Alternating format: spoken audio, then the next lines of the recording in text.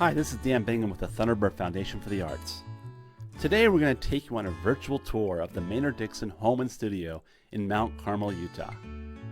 But before we enter this historic property, let me give a little background on the artist that many consider to be the finest artist to ever paint the West.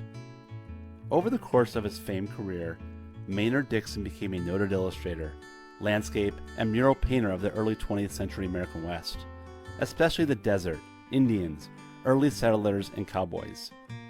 Recently, there has been a resurgence of interest in Maynard Dixon's life and works. Why does Maynard Dixon's fame continue to spread over half a century after his death? Almost everyone recognizes his superb artistic skill and honest vision. Some credit his deep understanding of the West. But maybe more than anything else, it was Dixon's uniquely modern style, one that gave the West a new language of expression that makes Maynard Dixon's work so exciting.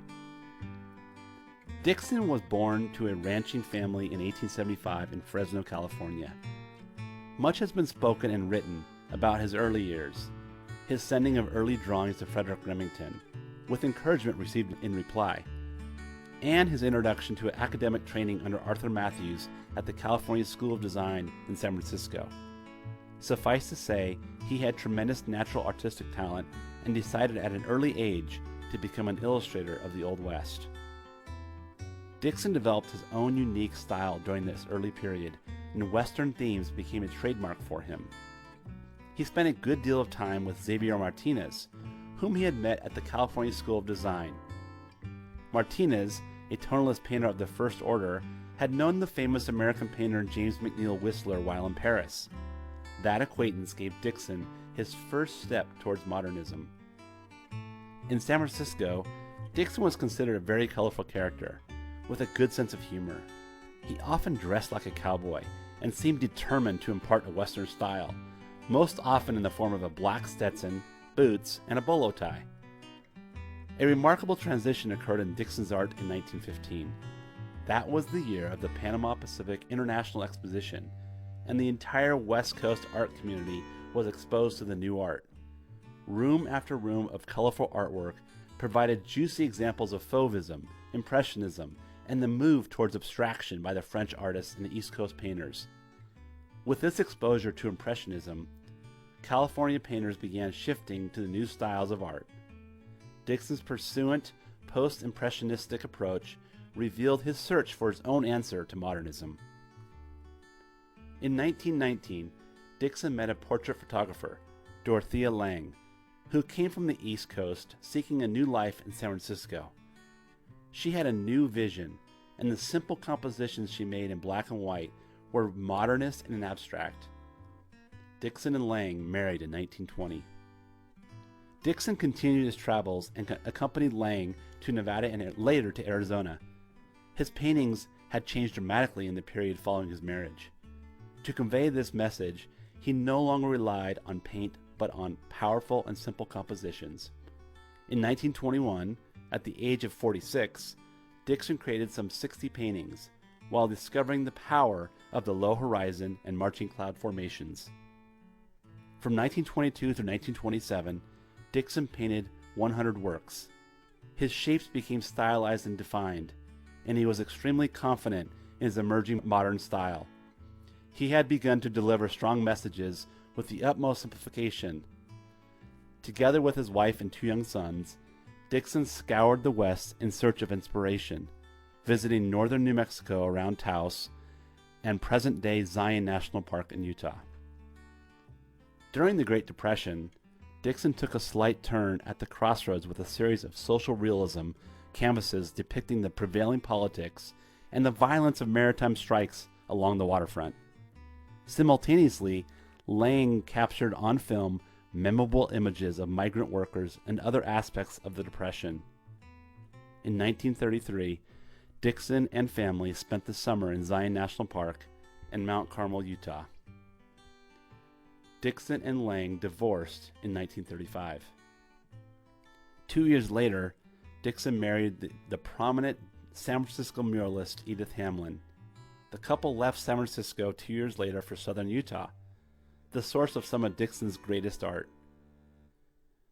He had returned to inspiration of the land where the Spirit moved him and gave him the peace he sought. That brings us up to the time of the property we're featuring today. In 1939, Dixon and Hamlin built a summer house in Mount Carmel, Utah, where Dixon found new friends and became reacquainted with the earth. He lived near the cottonwood trees along an old irrigation ditch and took short hikes to a plateau where he loved the quiet.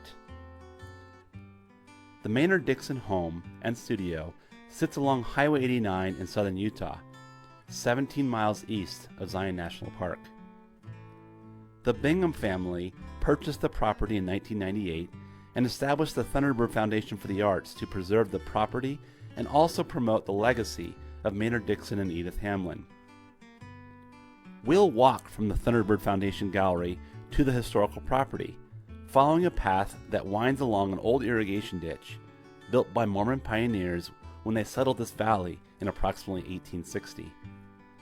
As we come upon the property, we're now at the home that was designed and built by Maynard and Edith in 1938. The cabin was built from logs from Cedar Mountain, about 25 miles north of Mount Carmel. When the building of the cabin began, it was Maynard's idea to have the chinking between the logs match the burnt orange color of the surrounding sandstone hills. We'll enter the home through the living room, and we'll see that the original footprint of the home has not changed. A ladder leads to the loft, where there's a second bedroom for visiting guests. The loft bedroom features the original log-style bed that was built by Dixon. In the loft area, we find a skull that came from Maynard and Edith's Tucson home. Below the skull is a replica of the painting Inyo Range, a fine example of Dixon's mature and modernist style. Hanging in the living room is a portrait of Dixon by his second wife, the photographer Dorothea Lange.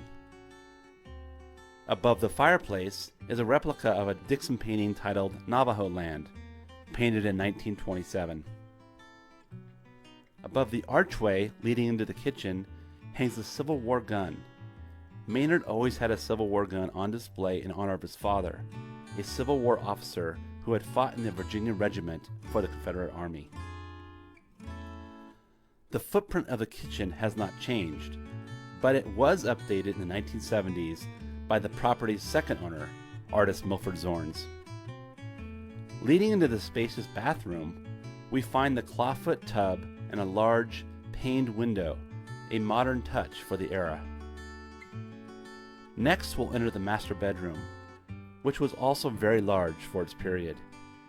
Original furniture and artifacts are found here. A large storage closet was also an essential for two artists who had lots of art supplies and equipment. As we enter the backyard, we see the old farm shed that was original to the property. The Dixons built the small summer cool house to store their summer fruits and vegetables and other perishables. Up the back stone steps, we come upon the area where the bunkhouse was built in 1941 by Maynard's son, Daniel Dixon, and the son of the contractor who had originally built the home. The bunkhouse was originally one room, and the original two beds remained in the bunkhouse. After Maynard's death, Edith added the second room and rented it out to summer visitors.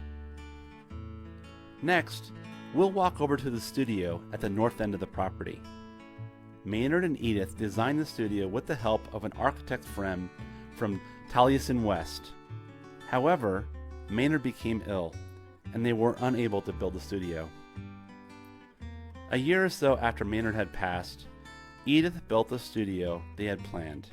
She added clerestory windows, bringing in the light from the east, and a large window bringing in light from the north. The large beam at the top of the log wall is where Edith would hang and complete her large canvas murals.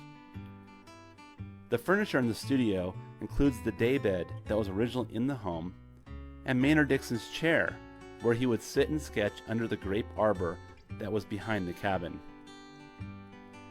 The back room was once a one-car garage. In the 1970s, artist Milford Zorns added an addition, using the area as a warehouse for his art supplies, as he did many workshops on the property.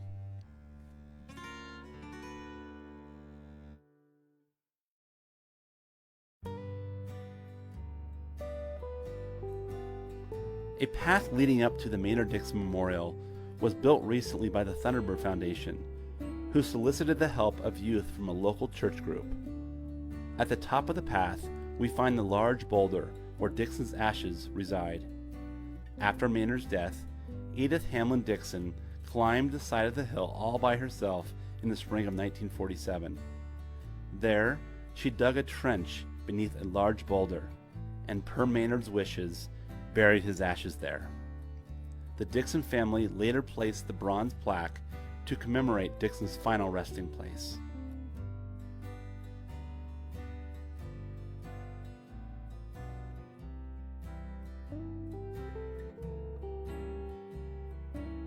As we turn around from the memorial, we look out and see Long Valley. We can see Sugar Knoll and Diana's Throne in the horizon. Maynard had painted these formations many times. Edith often said that this was the most fitting place for Maynard's ashes to be buried, so that when family, friends, and Dixon enthusiasts came to visit his final resting place, it would be just like looking at a Maynard Dixon painting. Included in an announcement about Maynard's death was a poem that Maynard had written several years earlier called At Last. At last I shall give myself to the desert again, that I, in its golden dust, may be blown from a barren peak, and broadcast over the sunlands. If you should desire some news of me, ask the little horned toad, whose home is the dust, or seek it among the fragrant sage, or question the mountain juniper, and by their silence they will truly inform you. The property now functions as a living history museum where daily tours are available.